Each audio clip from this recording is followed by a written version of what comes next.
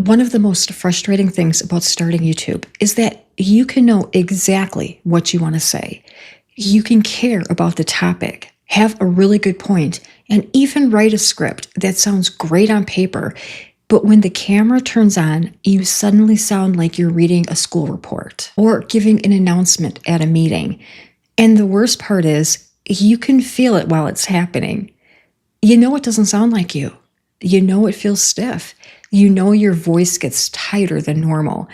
And then you start thinking, why can't I just talk like myself? So today I want to talk about how to stop sounding like you're reading on camera, especially if you're starting YouTube after 50 and you're already nervous about being seen, heard, and judged. Because the answer isn't to memorize harder or throw away your script and just wing it.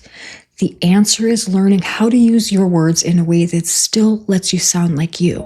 Hi, I'm Kathy, and I started YouTube at 55 with no tech background, no fancy setup, and plenty of nerves. And this is part 3 of my Camera Confidence After 50 series. In the last video, we talked about why your mind goes blank when the camera turns on. We talked about how your brain is juggling too many things at once, trying to remember what to say, worrying about how you look, trying to sound polished, and imagining a whole audience watching you all at the same time. And the fix was one sentence, one person, one point. Today we're going one step further, because once you do know what you want to say, the next problem is, how do you say it without sounding stiff? How do you use a script without sounding like you're trapped inside it? How do you remember your points without trying to memorize the whole thing? That's what we're talking about today. And I want to start with something that might take a little pressure off. You're probably never going to feel completely confident before you start. And I don't say that to discourage you. I say that because I think a lot of people are waiting for that feeling that only comes after practice. Think about the first time that you drove a car. You probably weren't very confident. You were thinking about everything. How hard to press the brake, how close you were to the curb, whether another car was coming. It was a lot, and nobody expected you to feel confident before you ever had done it. Confidence comes later, after you drove around the block a few times, after you made a few turns, after you parked badly and tried again, after your body learned, okay, I can do this. Camera confidence kind of works the same way. You don't get confidence before you start. You get confidence after you give yourself proof that you can do it. So if you're waiting to feel completely natural before you record, you might wait forever. You start nervous. You start awkward. You start with your voice a little shaky. And then you build from there. And that matters because one of the reasons people sound like they're reading is because they're trying to sound confident before they actually feel confident, you know? They're trying to sound polished. They're trying to get every word perfect so nobody can judge them. And that pressure shows up in their voice. Your voice goes flat, your face gets serious, and your personality disappears. And suddenly you don't sound like a person trying to help someone. You sound like someone trying not to make a mistake. And those are two very different things. Here's the truth. People aren't watching your video with a red pen. They're not sitting there grading your delivery. They're pausing every sentence and saying, well, she looked down for half a second. Most people are just trying to get help, comfort, clarity, or an answer, or maybe a little encouragement. And if your video helps them, they're not going to care if you paused. They're not going to care if you glanced down at your notes a couple times. They aren't going to care if one sentence wasn't perfect. And if the video isn't for them, they'll move on. That's it. They'll forget and click the next video.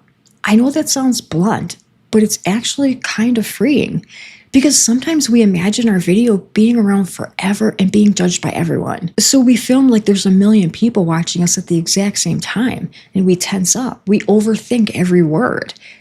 We try to protect ourselves from criticism that may never even come. But most people aren't thinking about us nearly as much as we fear that they are. They're thinking about their own life, their own problems, their own questions, their own next step. So instead of asking, how do I make sure nobody judges me?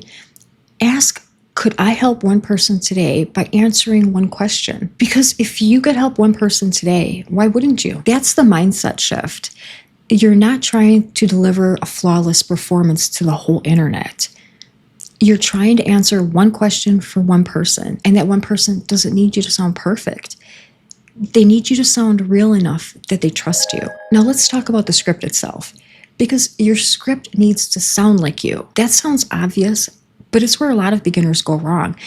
They sit down to write a YouTube script and suddenly they start using words that they would never say out loud. They write like they're writing an essay or a speech or maybe even a business presentation. And then when they try to read it, it feels unnatural because it is unnatural. It doesn't sound like them.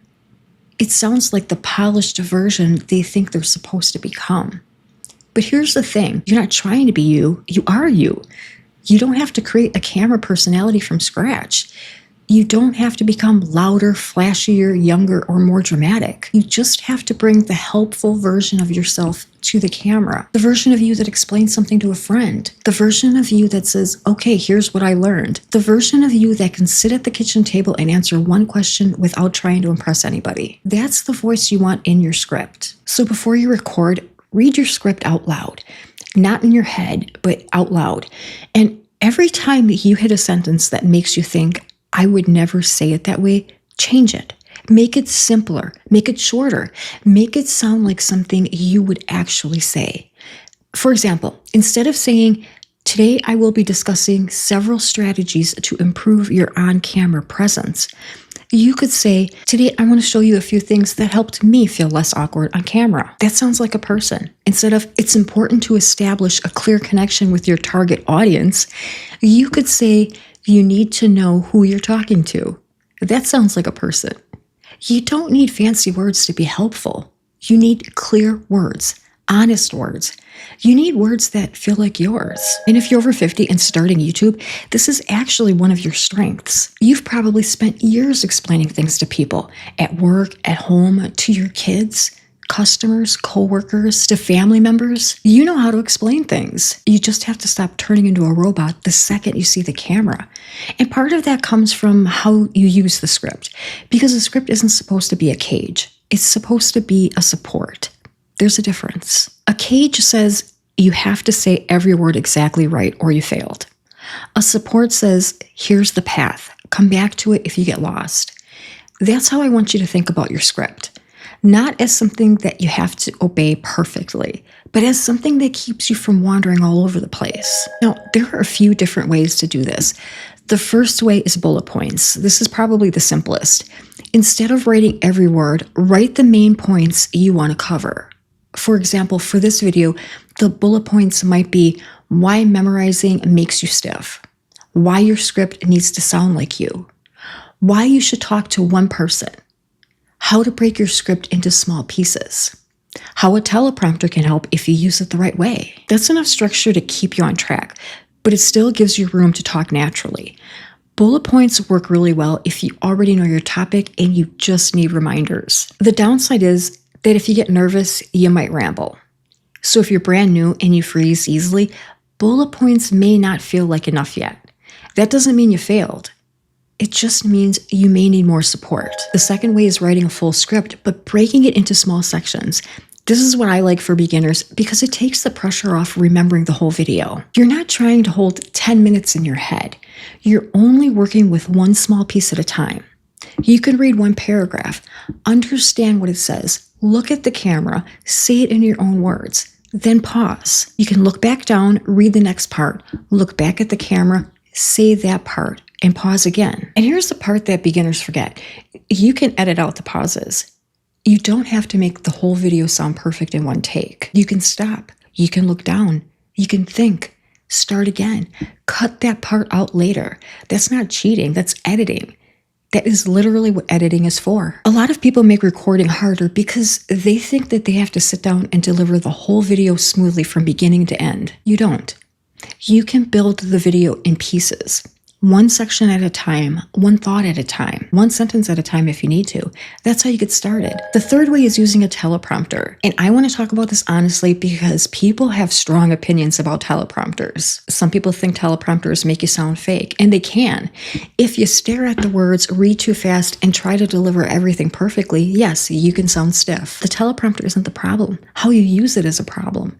A teleprompter can actually help you sound more natural if it stops your brain from panicking. For me, using a teleprompter helped because I wasn't trying to remember everything at once. The words were there if I needed them. That helped me relax.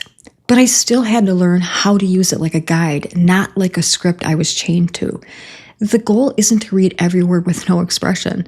The goal is to let the words remind you where you're going. You can still pause, you can still breathe, you can still change a word if another word comes out more naturally. You can still sound like yourself. And if you're using a teleprompter, slow it down. Make the font big enough. Keep the lines narrow enough that your eyes aren't obviously moving all over the place. And don't try to keep up with it like it's chasing you. It's there to support you, not rush you. This is why I made my Look Natural on Camera guide, because I know how frustrating it is to want the help of a script, but hate the way you sound when you read one. There's a way to use a teleprompter without sounding fake, but the key is still the same. Your script has to sound like you. Your pace has to feel human. And you have to remember you're talking to one person, not performing for everyone. Now let's talk about the biggest mistake people make when they try to sound natural. They memorize. And I understand why. Memorizing feels like it should solve the problem, right? You think, if I memorize the script, then I won't have to look down. I won't lose my place. I'll sound confident. But a lot of the time, memorizing does the opposite, because now your brain isn't focused on helping the viewer. It's focused on remembering the next exact word. So your face gets tense, your voice gets tight, you start searching your brain while you're talking. And if you miss one word, you panic because the whole thing feels broken, right? That's why memorized videos often sound stiff. Not because the person is bad, but because they're trying to recite instead of communicate. And communication is the goal, not reciting, not performing, not proving you can remember all the words. Helping one person understand one thing, that's the goal. So instead of memorizing the whole script, memorize the idea. What's the section about? What am I trying to help them understand? What's the one thing I want them to feel or know after this part? That gives you room to sound human, because now you're not locked into every word. You know where you're going. And if you say it's slightly different than the script, that's fine. Sometimes it's better. Sometimes the version that comes out naturally is better than the version you wrote. You have to allow for that. Now, if you want a simple practice, try this. Take one paragraph of your script, read it out loud. Then look away and say the idea in your own words. Don't try to repeat it perfectly. Just explain it. Then do it again. Read the paragraph, look up, say the idea. That practice teaches you to use the script as support instead of a cage. And it also teaches your brain that you don't have to panic if the words come out a little differently. That's where your natural voice starts to come back. Another thing that helps is writing shorter sentences. Long sentences are hard to read naturally. They make you run out of breath. They make your voice flatten. They make you sound like you're trying to get through the paragraph instead of talking to someone. Shorter sentences give you room to breathe, room to pause, room to sound like a person. That's why I like scripts with space in them, not giant blocks of text, not paragraphs that go on forever, short lines, one thought at a time. Because when your script looks easier to read, it feels easier to say. And when it feels easier to say, you sound more natural. And try not to compare yourself to people who've been doing this for years. I used to do that. You might watch someone who sounds completely natural on camera and you wonder, why can't I do that? Because they've done it more times than you. That's all. You're comparing your first few recordings to someone else's 500th video. That's not fair to you. They've built that muscle that you're building now. You can't shame yourself into being natural on camera. You practice your way there. You repeat your way there. You let yourself be a beginner long enough to improve. That's the part nobody likes, because it's the truth. So if you sound stiff right now, that doesn't mean you'll always sound stiff. It means you're early in the reps. The first few times you say anything, it's going to feel awkward. The first time you drove a car, the first time you used a computer, the first time you trained someone at work, the first time you did anything that now feels normal. It was awkward before it was automatic. This is kind of the same thing. Your camera voice isn't missing. It's just not familiar yet. You have to give it time to show up. So here's the simple plan. First, write like you talk.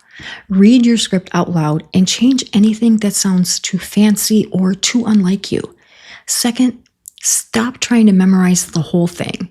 Know the idea, know the point, and let the words have a little room. Third, break the video into small sections. Record one piece at a time. and pause when you need to. You can edit out the pauses later. Fourth, use whatever support helps you actually record. Bullet points, a printed script, notes beside the camera, a teleprompter. None of those things are cheating. They're tools. And fifth, keep coming back to one person. If you sound stiff, ask yourself, who am I talking to? What do they need from me right now? What would I say if they were sitting across from me right now? That brings you back to human, because you're not trying to be a perfect presenter. You're trying to be a helpful person, and a helpful person doesn't need to sound flawless. They need to sound clear and honest. They need to sound like they mean it. So if you've been sounding like you're reading, don't take that as proof that you're bad on camera. Take it as a sign your system needs adjusting. Maybe your script is too formal. Maybe you're trying to memorize too much.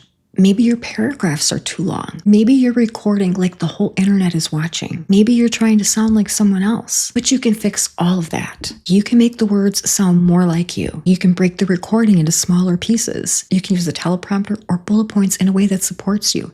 You can pause, you can breathe, you can edit, and you can keep going. Because confidence isn't something you wait for. It's something you build by doing the thing while you still feel a little awkward. And that's how this works. Not perfect at first. Practice first, then confidence. I'm Kathy. I started YouTube at 55. And if you're worried that you sound stiff, robotic, or like you're reading, I promise you're not stuck that way. You're just learning how to bring your real voice to the camera. And that takes practice. In the next video, in my Camera Confidence After 50 series, we're going to talk about what to say in the first 30 seconds of your video. Because once you feel a little more natural on camera, the next question usually is, okay, but how do I actually start? I'll see you there.